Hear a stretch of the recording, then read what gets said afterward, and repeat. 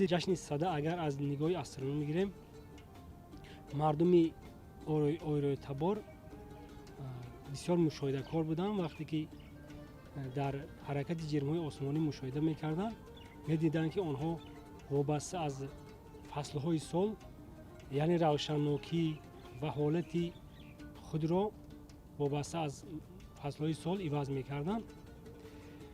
ана вақте ки ба ҳамин марбут ба ҳамин ҳодисаҳои астрономӣ онҳо корро мекарданд, алахусус корҳои деҳқониро, ҳаминҳо марбут ба ҳамин ҷашни сада пайдо шудагӣ.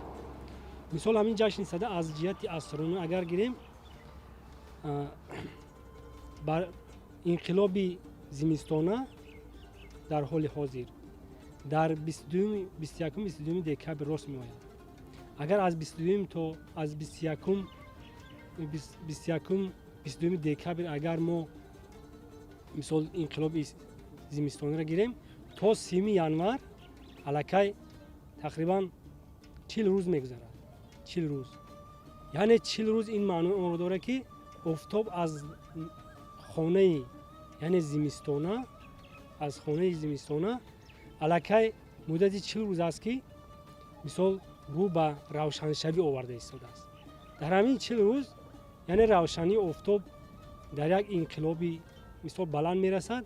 Ин маънои онро дорад ки ҳамин офтоб яъне ки ба хонаи баҳор омада истодааст. Дар ҳамин ҷо яъне ки ҳамун мардуми ойрои табор дар қадим дар ҳамин рӯзҳое ки медиданд ки равшании офтоб зиёд шудааст, аллакай нақша мекашиданд оид ба кишту кори баҳорӣ. Яъне ки агар мо ҳисоб кунем аз ин мафҳуми садара агар алоқаманд кунем ба ҳодисаҳои астрономӣ, мафҳуми сада ин ҳамин аз 30 январ агар ҳисоб кунем то 21 марта аллакай 50 шабу 50 рӯз мегузарад ки дар маҷмӯъ 100 ба 100 баробар.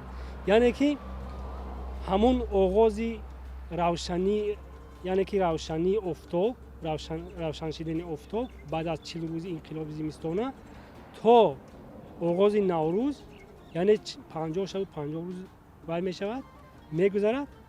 Дар ҳамин ҷо яъне ки ҳамон деҳқонон як маҷлис гузаронда, мисол оид ба гузарондани ҳамин ҷашнҳои яъне ки маросимҳои кишту кор омодагӣ медиданд ва нақша мекашиданд.